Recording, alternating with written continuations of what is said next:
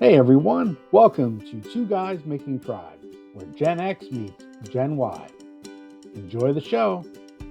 That's one thing that I love when you guys are on is we'll bounce back and forth between prepping and we'll go into the psychological because a lot of people don't understand. They think prepping is simply about starting fires and bushcraft and guns. Yeah, that's the mainstay. But learning how to read people, shit hits the fan, and you come across strangers. You need to know about human psychology, what makes people tick, what what makes people do certain things and why they like do them. So psychology is a huge part of prepping because if you don't have those street smarts in a way, you may have all the gear in the world, you may know how to use it and be super skilled, but you make the wrong decision when dealing with someone outside of your tribe when the poos hit the fan, Hmm. you don't get second chances. you know, that first impression is either we can work with these people or we have to kill these people. So we were just having this conversation on the ride over here. Uh, you know, Dom and I have both come across a lot of people the last couple of years that we've integrated into groups, removed some from groups, and just keep doing different iterations. And one of the things that keeps coming up between him and I is they're blown away at how often we're going out and meeting people and talking to people, and then uh, have some people who you know, they've been living in the same house for years or in an apartment for years and they don't even know their neighbor's name. And it's like, just go over, meet them, hey, come over for dinner or whatever. If you end up with a great friend, awesome. If you don't end up with a friend, when everything goes crazy, he's going to look at your door and go, well, that guy was nice to me. And he's going to go look at the other door and go, I don't even know that guy's name. I'm going to his house. Yeah. You know, until you meet them and until you break that barrier and befriend someone, even if it's just a simple act of kindness, you know, you're just that stranger with no name. And for some reason, people are way more comfortable harming someone with no face and no name than someone they know. Look at the internet. When Hmm. people can hide behind the alias of a username, the horrific stuff they will say to each other. That no, that is true. Now, actually, some of the notes that you sent me um, is uh, talking about building a mag. You know, um, your tribe, your community, so on and so forth. Now, I had someone just recently call me, and they're fairly new to the whole prepping thing, and they're wanting to start a group of their own, which is awesome. You know, and they instantly started falling into one of the things which he's going to be swinging by sometime like next week, and I'm going to sit down and try and school him on some things. How many times have you seen this go the wrong way? Hey, I know people that are like minded and they have money. Maybe we could start some type of a nonprofit or like work together, buy a piece of property together, and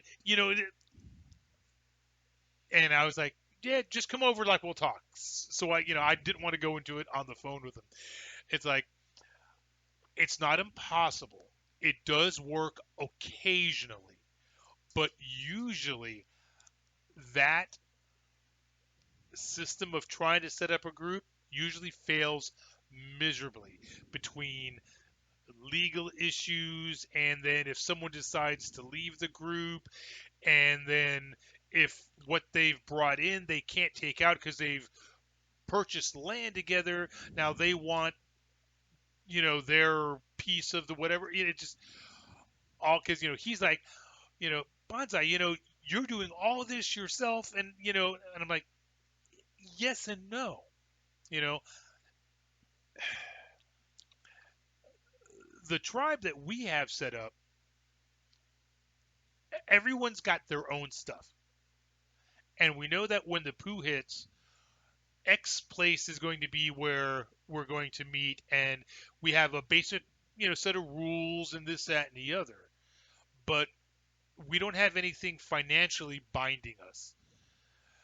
I've seen it happen. I even worked with a group, I don't know, about 10 years ago, where we tried to do the whole thing, the whole bylaws and dues and the whole thing. And like you read in a lot of the other things, it was a clusterfuck. I mean, it was a, just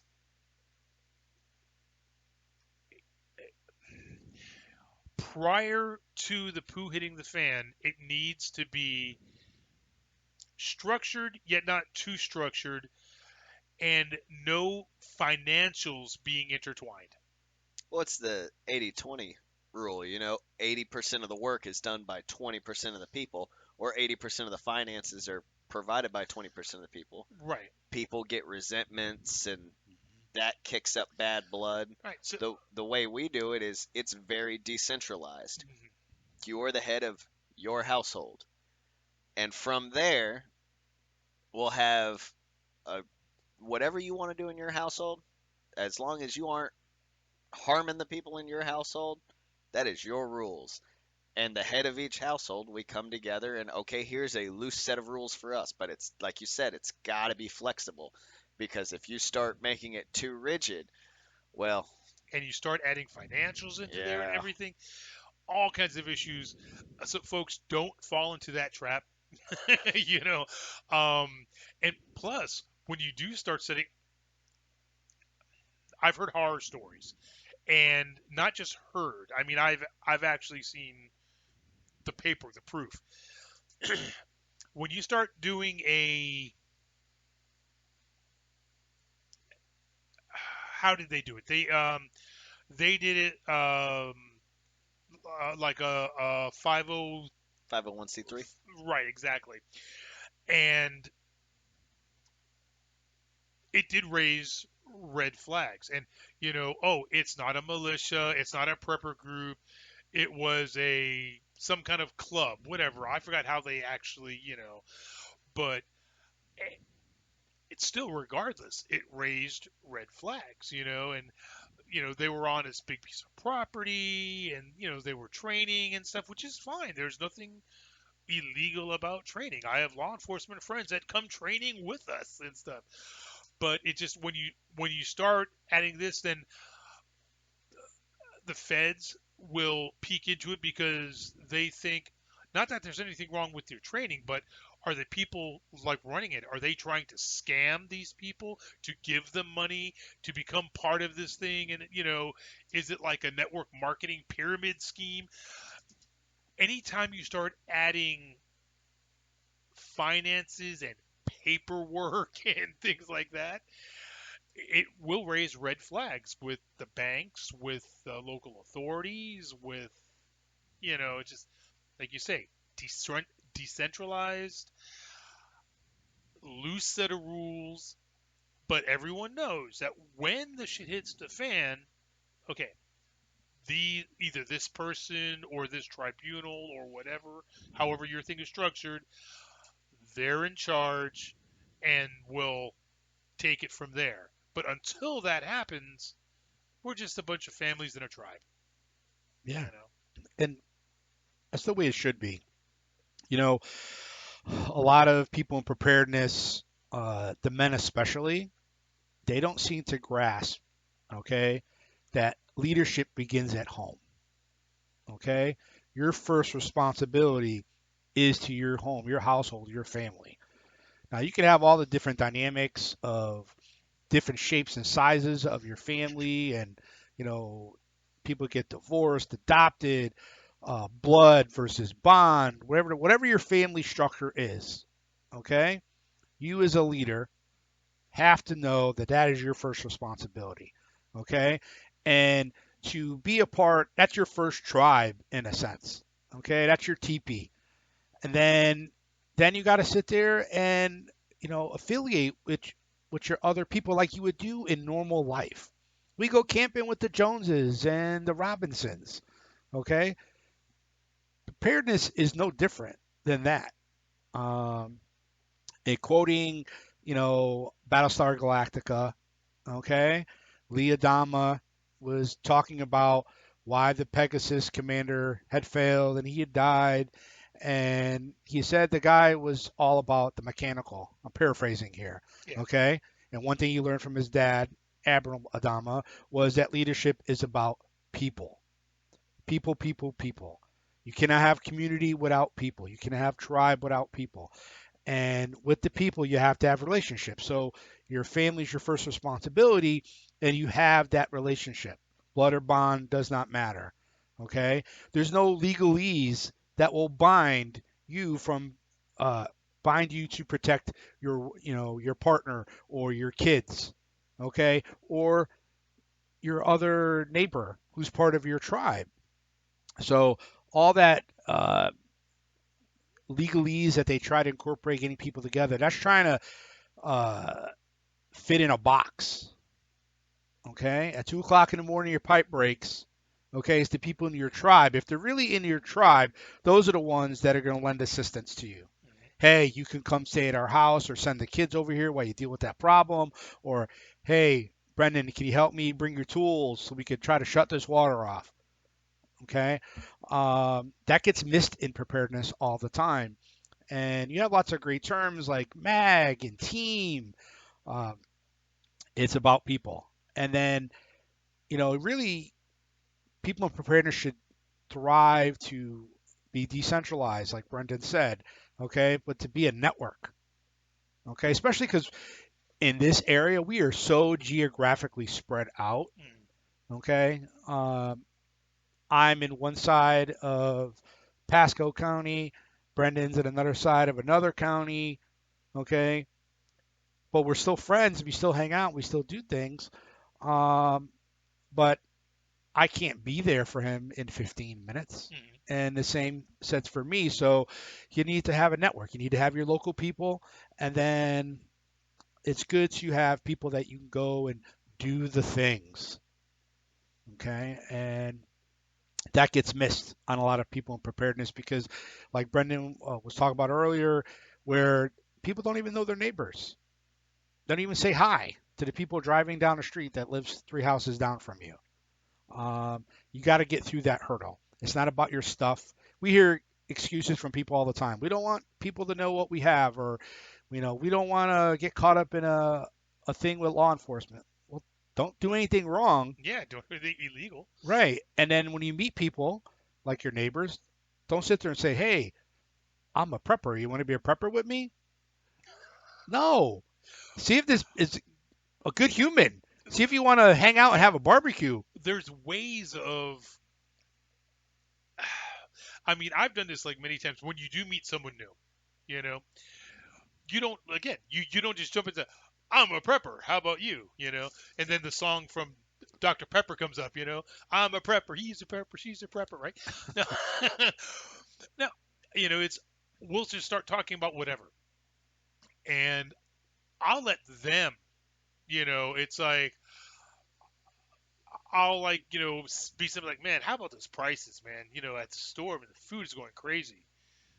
See what they say. you know yeah, I know, man. It's getting hard, and I mean, I'm trying to save some food here and there. Oh, well, really? And then you kind of feel them out. I don't know how many times by the end of the conversation we went from both of us giving the side eye to trading prepping recipes. you know because you feel them out.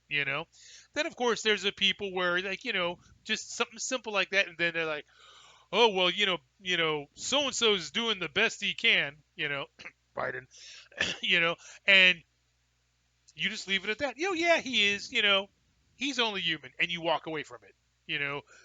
Don't get into a political argument, whatever. That's not your goal. Your goal is to find people that are like-minded. And if they come up with something like that, even if it's something that totally irks you, just shut up and walk away. Because what, you're gonna get heated, and then That's the worst part, especially if you told them your name, right? In the beginning. Now you get heated, words are said. Next thing you know, they go home, they go on Facebook, Lance Stinson. Beep. Ah, now they start seeing all your gun pics and this, that, and the other, and then like, hey, let's SWAT this fucker. Yeah. You know? Then they call the SWAT team. He was threatening me with his AR. You know what I mean? When we were just sitting in the, frozen aisle of Walmart, and that's where the whole conversation happened. You know what I mean? So, you have to learn how to feel people out, not feel people up. That's something for a strip club. That's something else. And then, you know, if you see any antagonism even start, stop, walk away. Well, hey, it was cool talking to you. Have a great day. God bless you. And just walk away because you don't need people, getting pissed off at you Yeah. and then doing a search and I hope you enjoyed this episode. Please remember to like and subscribe and share with your friends. We will see you next time.